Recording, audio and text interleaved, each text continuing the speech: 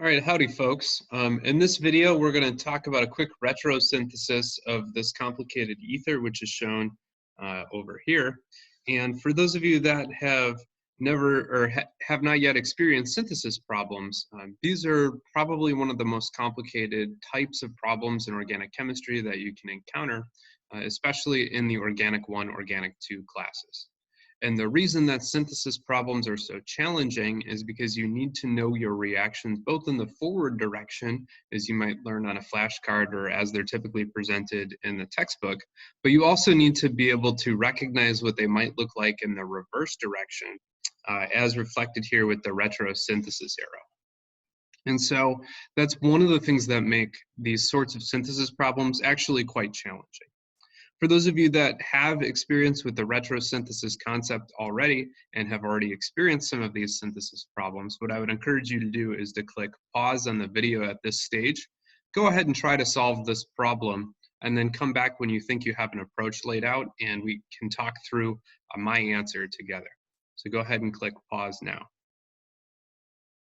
All right, coming back to the video here, when thinking about a retrosynthesis problem, one of the first things I try to do is try to identify the bonds that are being made or broken. And clearly over here, we're going to be breaking that bromine bond, but the chlorine atom on both these starting materials really tells us which half of this molecule that fragment came from. And likewise, the fluorine over here is kind of a gift to us to recognize that that's the same fluorine over there. And so one thing I encourage you to do right off the bat is to just eyeball the two fragments, or at least the core of whatever you're going to be starting with, and try to go from there. That kind of helps because then we can recognize that these two carbons in the product that we're trying to make need to arise from these two carbons in the alkene in the starting materials. The next thing we can do is start to look at things like oxidation state. And over here, we can recognize that this diol motif is overall oxidized from the alkene motif in the starting material or the styrene that we're given. So somewhere along this process, we're going to need to make sure we incorporate an oxidation reaction. And that probably makes some sense intuitively because there's not one but two oxygen atoms that we're going to need to incorporate in the product that are not in either of the starting materials. Like with most synthesis problems, often there's more than one pathway we can come up with, and that's great to do. And often, at least when I'm grading exams, if you have a reasonable pathway, I'll score it as correct, even if it's not the best pathway. But as you transition from a novice student in organic chemistry to an expert student in organic chemistry, hopefully we can then compare two different pathways and identify some of the pitfalls maybe in pathway A and some of the beneficial attributes in pathway B. So what I can think about here to do is to try to convert this bromide into the phenol, and at least the book that we're using at the moment teaches us how to do that a couple of different ways. One of which would be to use palladium with hydroxide around. And so that is a synthetic sequence. And often, under practical conditions, the palladium here would have some kind of ligand on it as well, although often the book is kind of ambiguous as to what those ligands are. One of the most popular for this kind of chemistry would be PPH3 4, and other popular pre-catalysts might be something. Oops.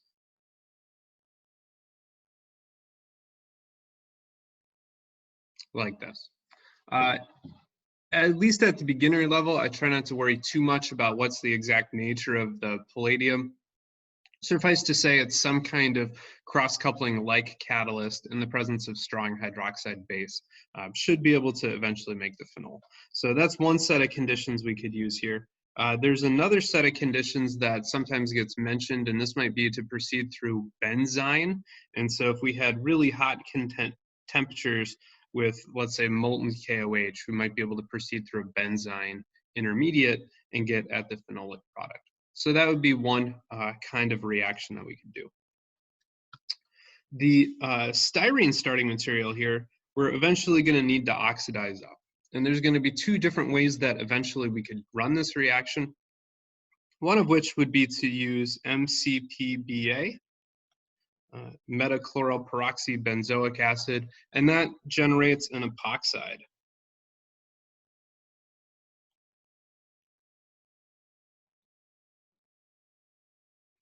And this epoxide now is oxidized, and both carbons now have that oxygen-containing substituent that's present over here in the desired product. So that's a key step there. The other thing that's really advantageous about the epoxide is that it's sort of spring-loaded to undergo an SN2 reaction. And so it can be attacked by nucleophiles. Now, this particular epoxide has two different sides. So I'll label them 1 and 2. And what we should notice here is that side 1 is terminal. It has no other substituents. To put that a different way, it's on a primary carbon. And side 2 is actually on a secondary carbon. And not only that, it's benzylic. And so remember, when opening an epoxide, typically they open on the less substituted side under strongly nucleophilic conditions, and they open on the more substituted side under acidic conditions. And so if we combine these two components now, we should be able to combine them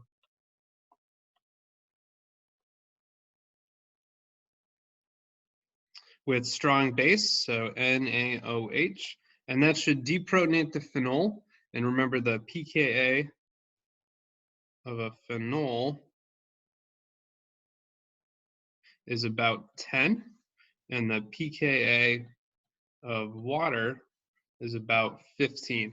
And so that means that there's plenty driving force for sodium hydroxide to deprotonate that phenol to make the phenoxide anion, and then that strong O- nucleophile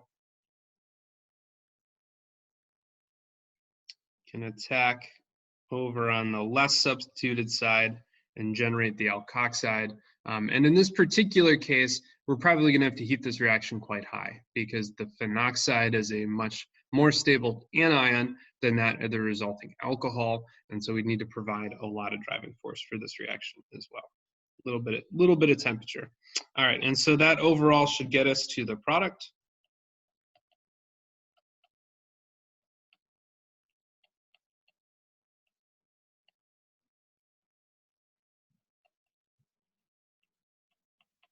Or it's at least one approach to completing the synthesis. We could think about a couple of other ones, and I'll try to mention some reasons why I prefer this first pathway as we go through them. So epoxidation is one way that we know of to convert a kind of alkene or double bond to something that contains two oxygens. There's another way that's covered in most organic books, and that would be to use OSO4, so osmium tetroxide and water.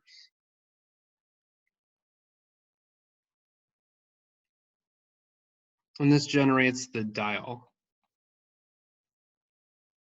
Now, for those of you that are interested a little bit more in green chemistry, it turns out osmium tetroxide is both very rare and kind of as an endangered element, if you will, but it's also quite expensive, and furthermore, it's quite toxic. And so as this reaction proceeds, it actually requires a full equivalent of osmium, but a similar set of conditions to do the same sort of thing is what we call the Upjohn Dihydroxylation. And this uses about 0.2% osmium tetroxide, and then it uses one equivalent of an oxidant called N-methylmorpholine N-oxide, which is this intermediate here. And then the NMO, as it's abbreviated, can reoxidize the osmium at the end of the reaction. So that's called an Upjohn.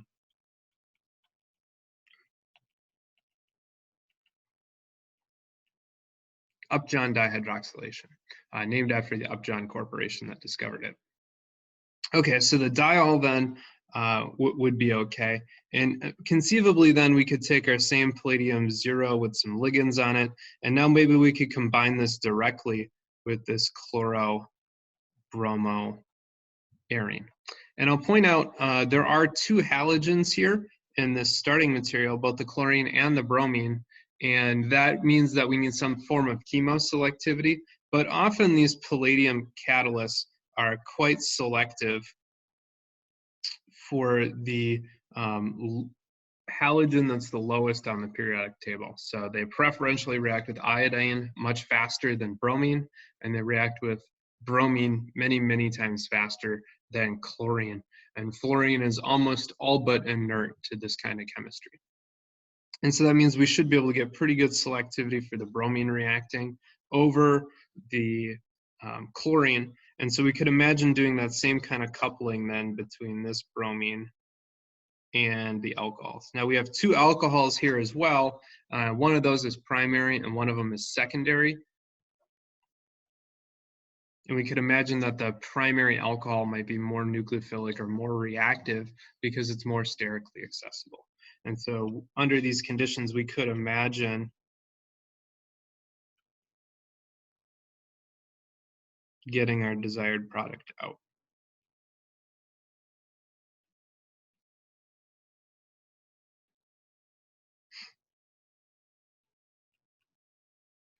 Now, there's a couple of things about this one that I don't particularly like, or I would try to avoid. One of them is anytime that you need to invoke chemoselectivity, it's typically better just to avoid it. So instead of worrying about how to selectively react one alcohol in the presence of the other alcohol, it might be nice just not to have to deal with that problem. The other thing is more subtle, and that is that often these kinds of palladium reactions work okay with things like KOH. And the reason for that is that there's no carbon-hydrogen bonds next to that OH group. As a little bit more advanced topic, typically these H's that are a little bit further away tend to react under these palladium conditions via a process called beta hydride elimination. And so these beta hydride eliminations, which you can look up all on your own, tend to really be problematic for these kinds of cross-coupling reactions. And so it turns out linking a primary alcohol is actually kind of still a challenging reaction. Not inherently impossible, but definitely not our first go-to. And so for those reasons put together, I would tend to prefer this first approach where we go through the epoxide. And I really like epoxides, and I try to think about them as being an alcohol with a leaving group right next door. And so retrosynthetically, one clue that I might want an epoxide, again, is when I have that OH and I might need a leaving group next door. There's another way, by the way, that we could, in principle, get to that same overall motif of having an alcohol with a leaving group next door from these same starting materials. And so I can talk to you about that right now.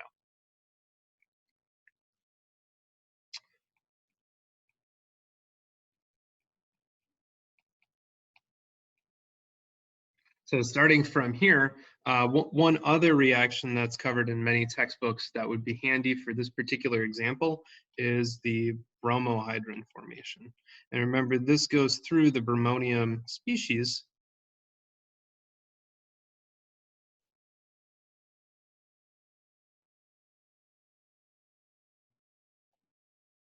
And then these bromonium species end up being attacked by water to generate bromo alcohol.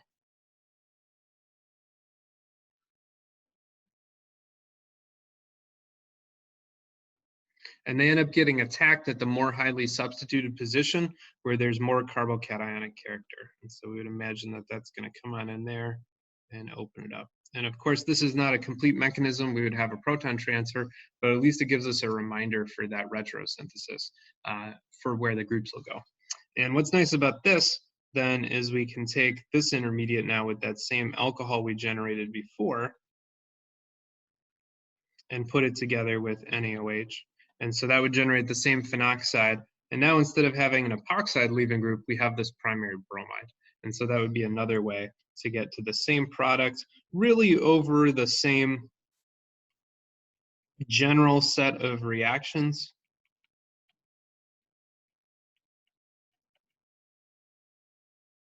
But slightly different in the way that we set up our leaving group. Now, some of you might ask me which one is inherently better. Often, depending on the molecule, there might be some subtle tricks that make a difference. Often we like the MCPBA and the epoxides, but I mentioned that the alkoxide up here might be slightly too high in energy, and so I put this little delta here to compensate for that difference in pKa. So maybe if we went to actually go try this reaction, that would be problematic. Every now and again, we get a surprise. And remember, for those of you that have talked about benzylic positions tend to actually be activated for substitution reactions. And so it's conceivable, while unlikely, that we would actually get a mixture of products here, because while the primary position is often where we would expect a strong nucleophile to attack an epoxide, in this particular case, that secondary position is benzylic, and benzylic positions happen to be activated for substitution reactions as well. And so maybe we're in a little bit more of a gray area there. And so maybe if we actually went and did this reaction, we would find out that the bromo hydrant was the best. What I hope you can take away from this video, though, is that there are a number of different pathways for any one of these synthesis problems. And in this case, we had 3. I think the middle one that we talked about is clearly the one with the most problems. And at least if it were in my class, I would accept either the first one or the third one for full credit. All right, so that sums up this problem and the synthesis for some of our ethers and epoxides sections. What I would encourage you to do if you've been enjoying these videos is please subscribe to the YouTube channel. Again, that helps us know that we're doing a good job and that people are appreciating these videos. Feel free to leave us a comments. If you would like, you can always reach us by email at organicchemproblems@gmail.com. And lastly, for those of you that want access to the PDFs of these problems, both before they're scribbled on and after, you can go ahead and become a patron on our Patreon link up above. And with that, thank you again for your attention, and please watch the next video.